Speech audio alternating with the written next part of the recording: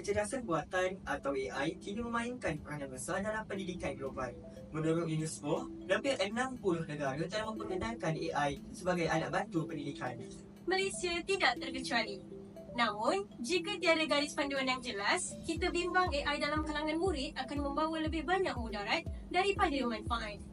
Assalamualaikum warahmatullahi wabarakatuh. Salam sejahtera dan Salam Malaysia Madani. Saya Ahmad Fazil Muzaffar bin Ibn Zaman selaku Ketua Pegawai Eksekutif daripada syarikat STM Shelters. Bersama saya ialah rakan saudara saya, Khalisa Izzah binti Samsul Bahari. Kami amat berbesar hati kerana diberi peluang untuk membentangkan satu cadangan penting yang menyentuh masa depan murid-murid Malaysia, iaitu Garis Panduan Penggunaan Kecerdasan Buatan dalam kalangan murid sekolah. Kami ingin menarik perhatian terhadap 4 isu kritikan. Pertama, ketagihan berhenti digital.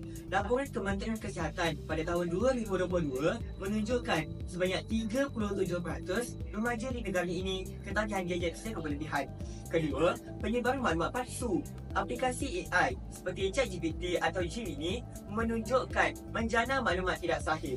Ketiga, kebocoran data pribadi murid. Cyber Security Malaysia melaporkan lebih daripada 4,800 insiden keselamatan cyber dalam sektor pendidikan pada tahun 2023. Dan yang keempat, penurunan integriti akademik. Kajian University of Cambridge menunjukkan sebanyak 38% pelajar menggunakan AI untuk tugasan tanpa penglibatan diri.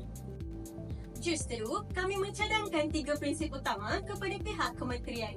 Pertama, kesedaran dan literasi AI dalam subjek wajar diperkenalkan di peringkat sekolah menengah. Kedua, perlindungan data peribadi dalam aplikasi AI mesti mematuhi Akta Perlindungan Data Peribadi dan disemak keselamatannya oleh kementerian. Ketiga, penggunaan AI berpandu hanya dibenarkan di sekolah di bawah pemantauan guru dengan sistem log penggunaan murid. Sebagai langkah pelaksanaan, kami cadangkan 3 strategi utama. Pertama, data profesional berkala kepada guru dalam bidang AI dan keselamatan digital.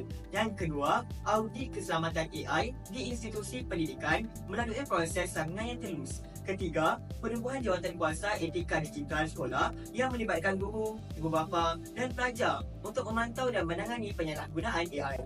Kami percaya garis panduan ini bukan untuk menyekat tetapi memperkasa murid agar menjadi pengguna teknologi yang bijak, beretika dan bertanggungjawab.